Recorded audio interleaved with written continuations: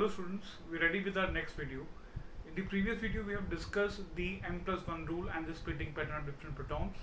In this video we will discuss another important factor. The important factor is known as coupling constant. The coupling constant. Remember, coupling constant is the spacing between the two lines of your splitting pattern. Suppose we think of doublet, we think of triplet. So this is a doublet. So the difference between two doublet is called coupling constant.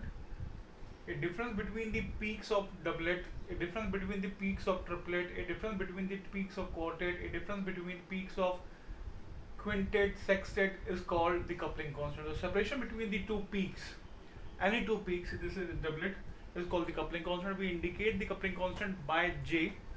We indicate coupling constant by J. You can see here, this is a doublet pattern. Doublet, separation between two lines is coupling constant. This is triplet pattern. Triplet pattern, separation between two line J, separation between two line J. So separation between two line, suppose if I write quartet, 1 is to 3 is to 3 is to 1. This is J. This is J. This is J. So J is coupling constant. Separation between the lines is called the coupling constant. We indicate coupling constant, express the coupling constant in hertz. Unit of coupling constant in hertz. Hertz is the energy units, is the unit of frequencies. We express coupling constant in hertz. Remember, you can remember one important point is that coupling constant is independent of the applied magnetic field. We should keep this in mind that coupling constant is an independent factor. It does not depend upon the applied magnetic field. Whether you increase the magnetic field, whether you decrease the magnetic field, the value of the separation between the two lines will remain same. If you increase the field, it will remain same. If you decrease the field, it will remain same. You will not observe that if you increase the field that it will increase. No, you will not observe this. It will remain same, right? So it is a coupling constant. Coupling constant, one more important factor is that by just looking at the value of the coupling constant, you can very well determine which proton is attached to which proton is coupling with which proton.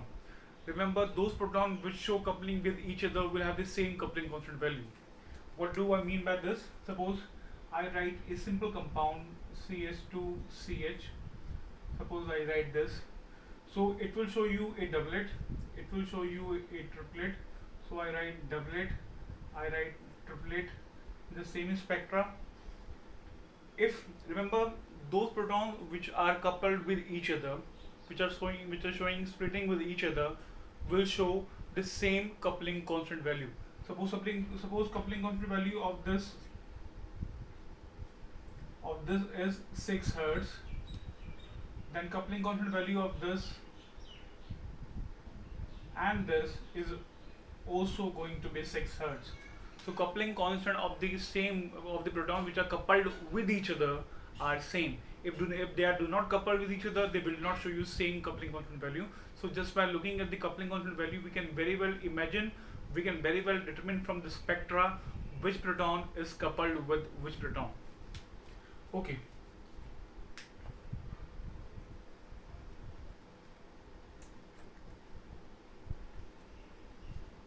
By coupling constant value, we can also determine we can also distinguish between cis and trans isomer.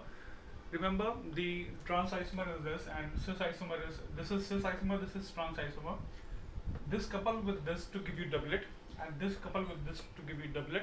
So we will have a double doublet in this case. Double doublet in this case.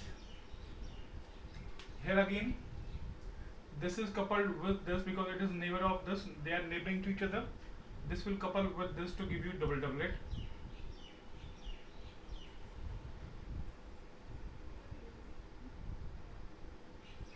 Double doublet. The coupling constant of this cis is found to be less.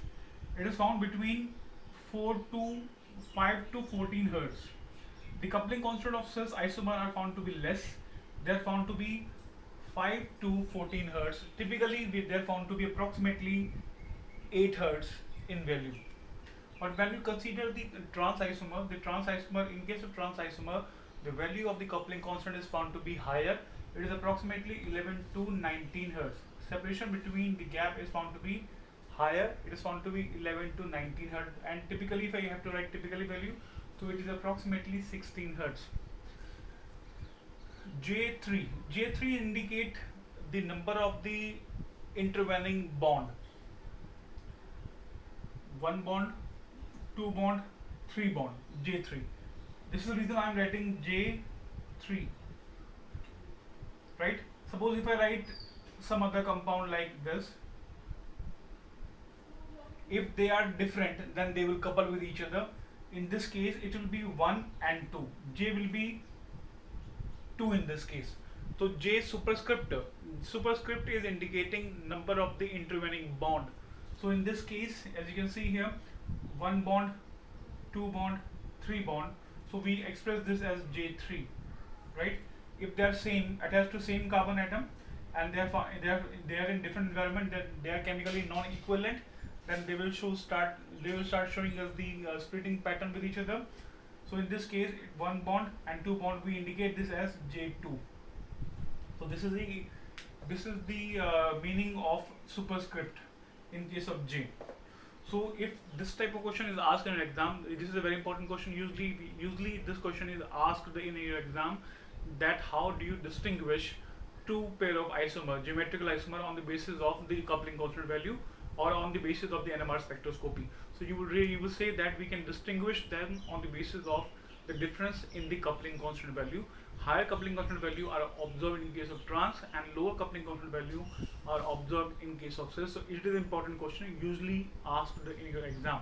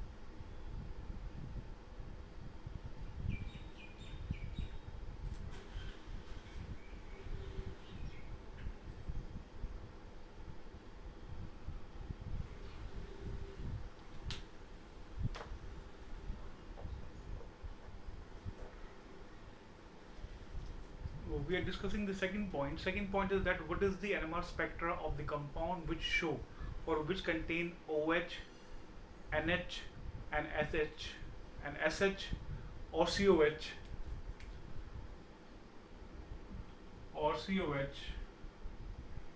in the structure, right? So these are the functional group, you can know very well, these are the functional group which show hydrogen bonding. So what are the spectra of the compound which show the group which can show the hydrogen bonding? So we can see for understanding this concept, you can see here, I told you in the initial classes that the spectra, the delta value of these groups, NH, OH, SH, COH, and phenolic H, the delta value of these protons are found to be variable. And now I will explain why they are variable.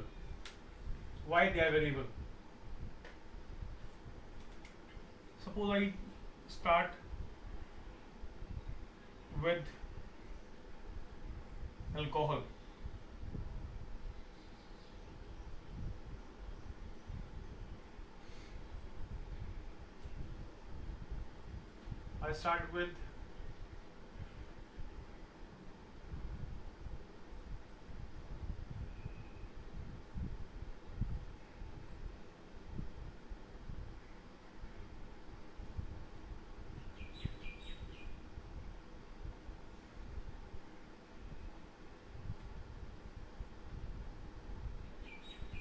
I start with amine, or we can start with thiol, we can start with phenol. All of you can see here that in case of alcoholic compound, in case of amine compound, they are showing us a interaction which is known as hydrogen bonding.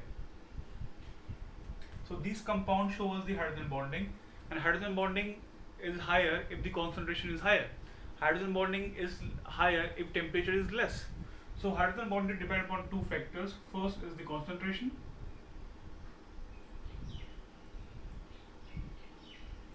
and second is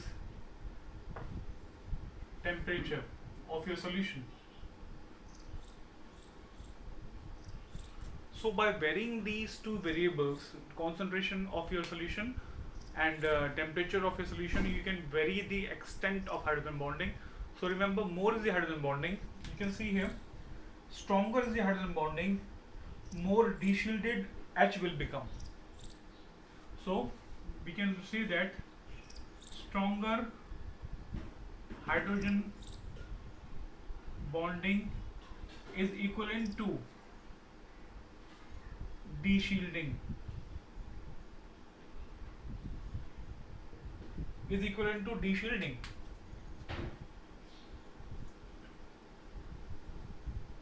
So we can say that, as you can see here, stronger hydrogen bonding is equivalent to de-shielding, stronger de-shielding, stronger de-shielding. जितनी ज़्यादा आपके पास hydrogen bonding strong होगी, उतना ही ज़्यादा ये proton के जो electron होंगे वो ऑक्सीजन अपनी तरफ अट्रैक्ट करेगा उस इलेक्ट्रॉन्स को, और उतना ही ज़्यादा ये प्रोटॉन जो होगा वो डीशील्डेड होगा. So we can say that stronger is deshielding means stronger is the hydrogen bonding. Hydrogen bonding will attract the electron of hydrogen toward itself. The oxygen will attract the electrons of oxygen or electron of hydrogen toward itself and make the hydrogen stronger. We can say make the hydrogen more de-shielded. So more de-shielded means it will be more exposed to the external magnetic field, and more exposed to the external magnetic field means it will be showing us the higher delta value. So you know very well, stronger the de-shielding, higher is the delta value. So we can say that it is equivalent to high delta value.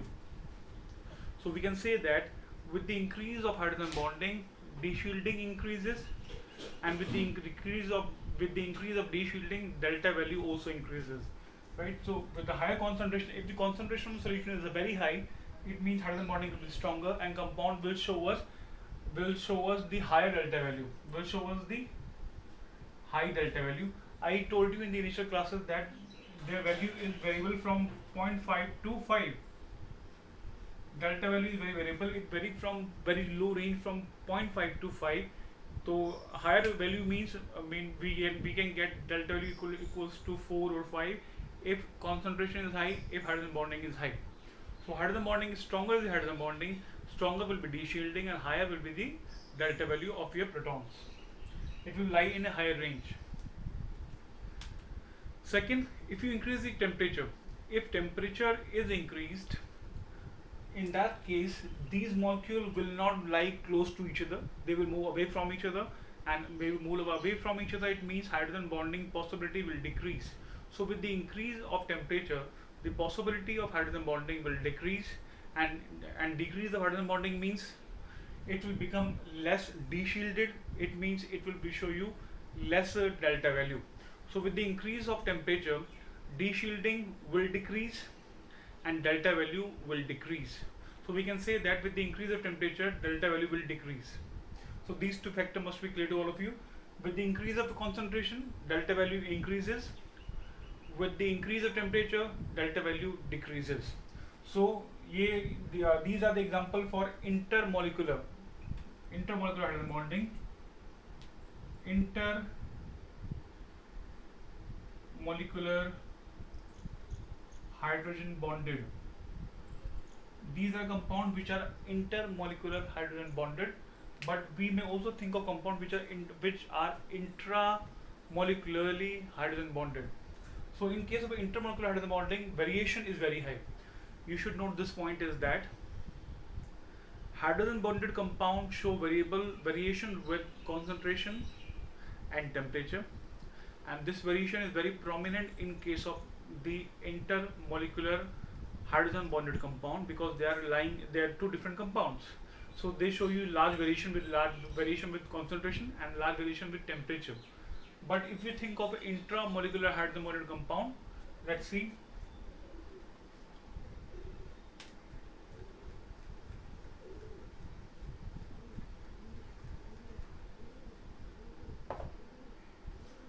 suppose I write enol.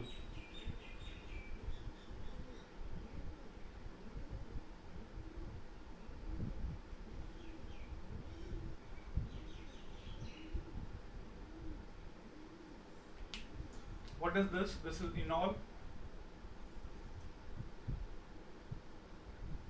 Enol is showing us hydrogen bonding, and this hydrogen bonding is intramolecular.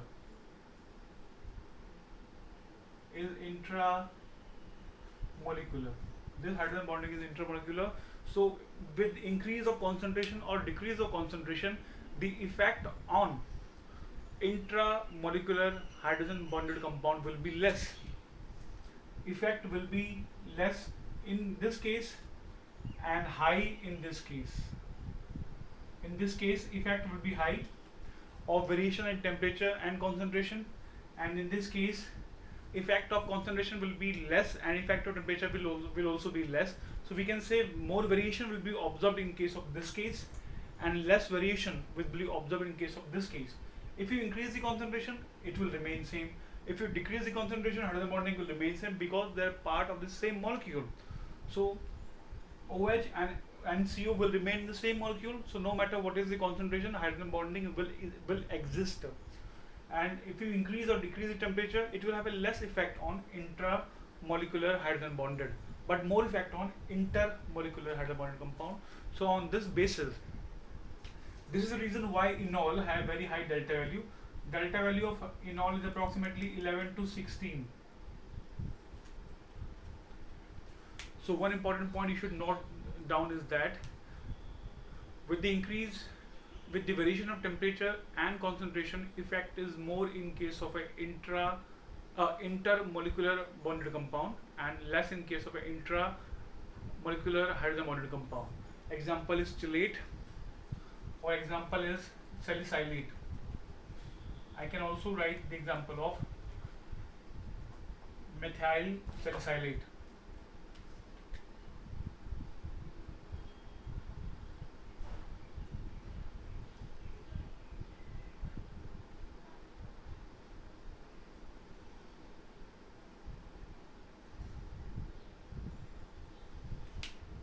Methyl salicylate.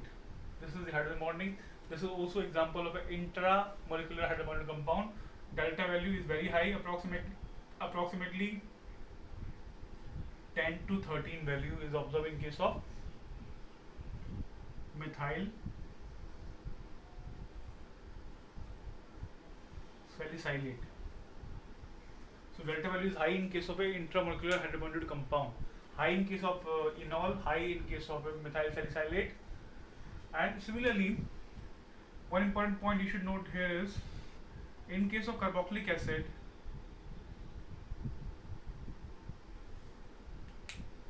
I think these two are clear to you. High delta value, again here it is intermolecular, so effect of variation in temperature and concentration will be lesser in these two cases.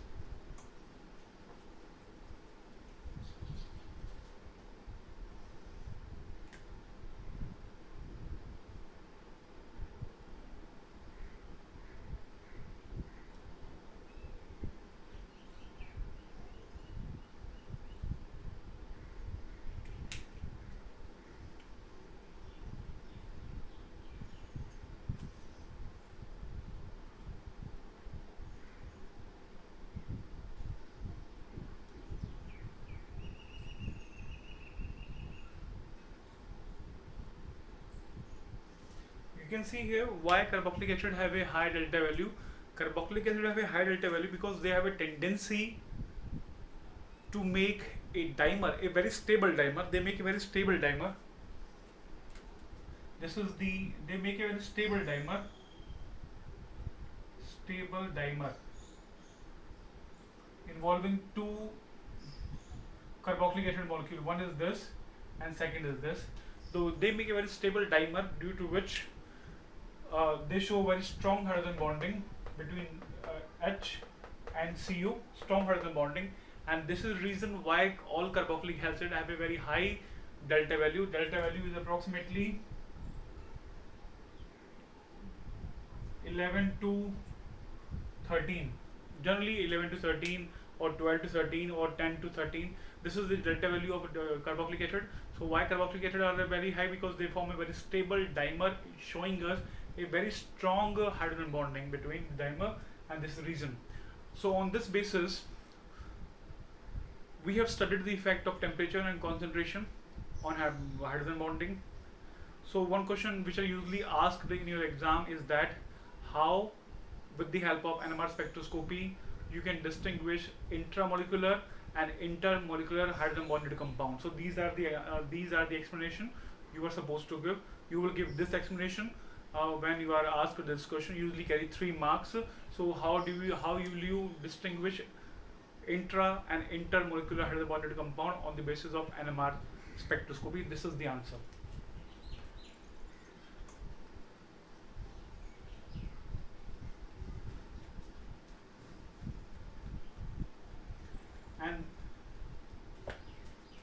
And due to the extent of hydrogen bonding, in some case hydrogen bonding may be weak, in some case strong, in some case more stronger, in some case very strong.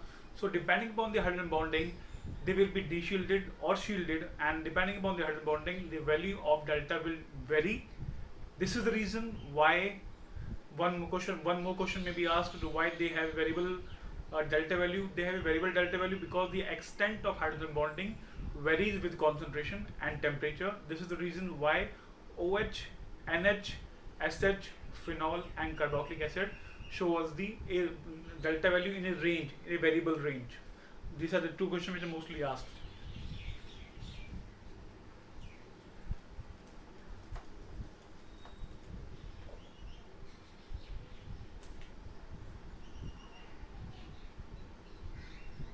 NMR spectra of ethanol.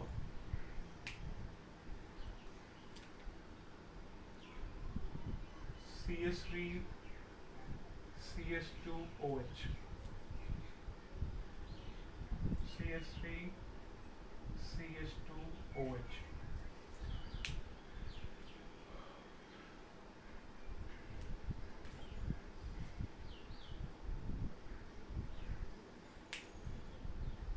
So now we are discussing another important concept in NMR, the NMR spectra of ethanol molecule. NMR spectra of a pure ethanol molecule and NMR spectra of impure ethanol molecule.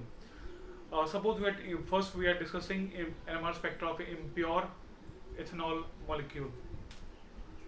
In case impure means when impurity are acid or impurity are bases, right? If impurity is bases, so in that case there is a fast exchange of proton. Fast exchange of proton. Which proton? OH proton. How? You can see here CS3 CS2 OH with this proton may be lost to give us CS3 CS2 O negative plus water. This ethoxide can take proton from some other ethanol molecule like this, so it will give us CS3 CS2OH plus CS3 CS2O negative. Now it will try to take proton from some other ethanol molecule. So this is how the exchange of proton occurs. OH negative will abstract H positive from the ethanol molecule, one ethanol molecule. Once ethoxide is formed, this ethoxide will try to abstract proton from some other alcohol molecule. Once this, it will show a donation of this proton molecule, that it will become ethoxide. This will ethoxide. It will become ethoxide, and this will remain as ethoxide. It will become alcoholic. Now this is ethoxide. This will try to abstract proton from some alcohol molecule, other alcohol molecule, and this is how this exchange of proton occur on alcohol molecule very fastly. They become very fast in exchange when there is a presence of acid. It is how they exchange in case of base.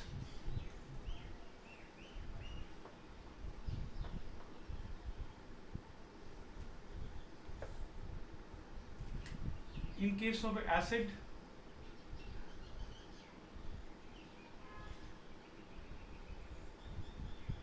this may attach itself on the alcohol molecule to give us CH3, CH2O, H.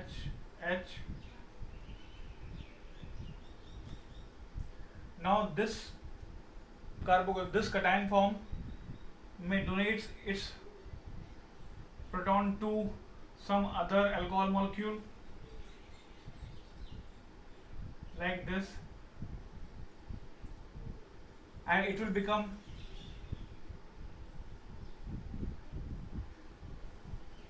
cationic in nature. Now after getting in cationic in nature, it can give this proton to some another alcoholic molecule to convert this into ethoxide, some another alcoholic molecule to convert this into ethoxide. So this type of exchange of proton from one ethanol to second ethanol molecule is continue very fastly. What is the exchange rate? Exchange rate in case of acid catalyzed, exchange rate in case of base catalyzed is 6 exchange per second. So see, approximately 6 exchange per second. It is more than 6 exchange per second. You should remember one point is that if exchange is more than 6 per second, in that case NMR spectra of this OH will not be recorded. If exchange is more than 6 per second, suppose it is 8, it is 9, it is 10 per second, in that case at least it should be 6 to record the spectra.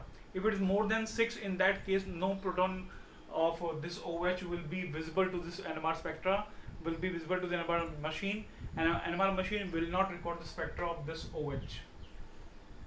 And hence this OH, if exchange is fast, and this OH and neighboring proton will not show us coupling, they will not show us splitting. This will not split this, and this will not split this.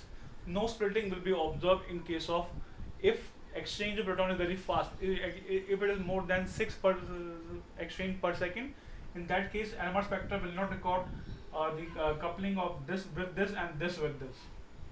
So this is the case when ethanol is impure. So if this is the case when alcohol is impure and no recording of OH is there, so how spectra will look?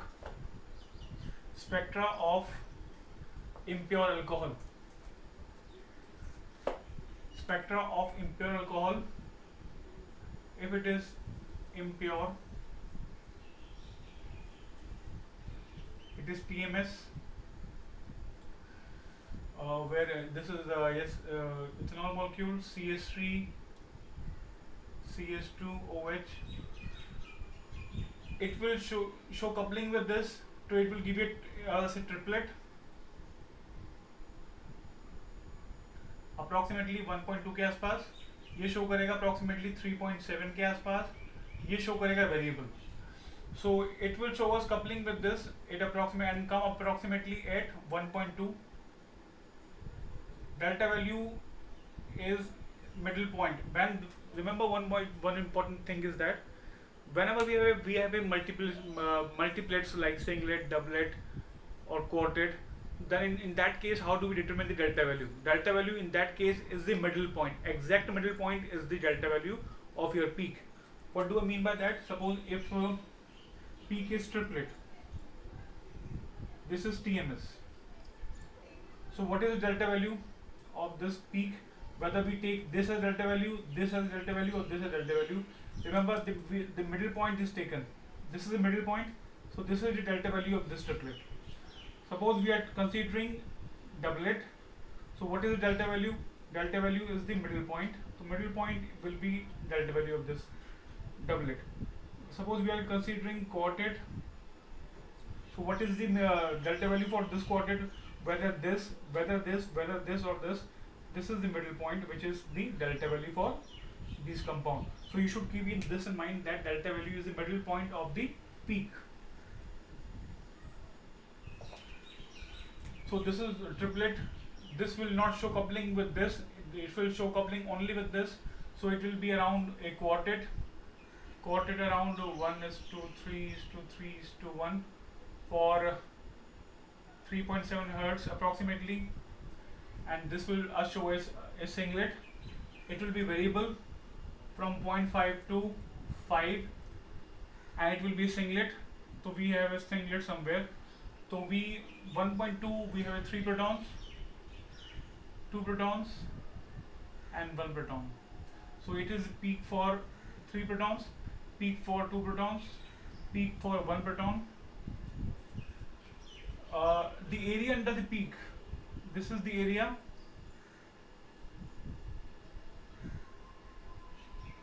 Area under the peak, remember, area under the peak, area of a peak is proportional to the number of proton. If this is 3, so area will be, in the ratio will be 3. If it is for 2 proton, area will be approximately for 2 proton. If it is for 1 proton, area will be approximately for 1 proton. So area under the peak is proportional to the number of protons. Higher is the number of proton, higher is the area under the peak. So this is the spectra of impure alcohol, impure ethanol, where no splitting with this, of this and this and this is observed. But what is the spectra when? What is the spectra of pure alcohol? In case of pure alcohol, splitting will be observed. This is the CS3, CS2, OH.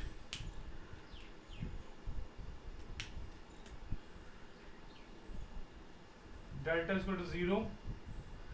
It will be around 1.2, it will be around 3.7, it will be variable from 0.5 to 5.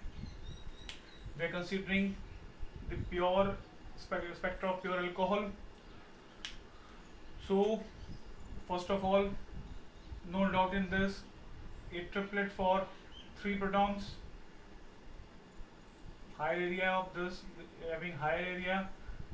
Now in case of pure alcohol, when there is alcohol is pure, then no exchange of OH, H, no exchange of alcoholic H is observed. It means that this H reside on oxygen for sufficient time for coupling to be observed.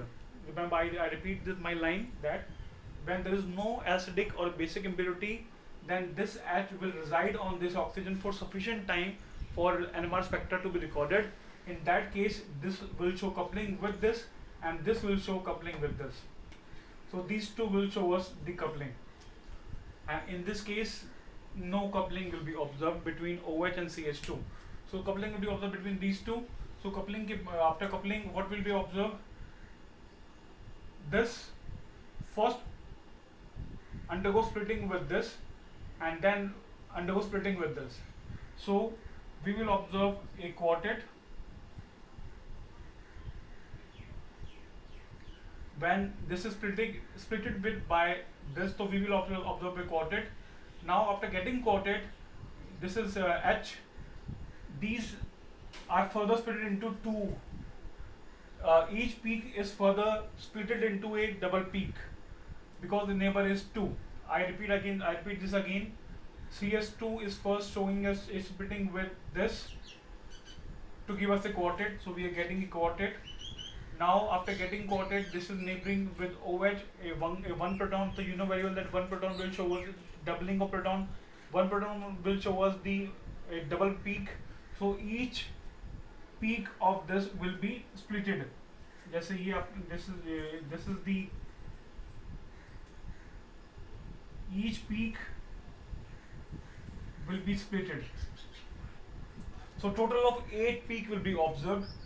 1, 2, 3, 4, 5, 6, 7, 8 for this CS2. I repeat this again. First, this will show splitting with the CS3 to show us a quartet, and this quartet with further splitting with OH. Each peak will be doubled. So we will get splitting of this, splitting of this, splitting of this, splitting of this to get doublet, double. So 2, 4, 6 and 8 peak will be observed for this CH2. Now for this OH neighbor are only 2, so we get only a triplet.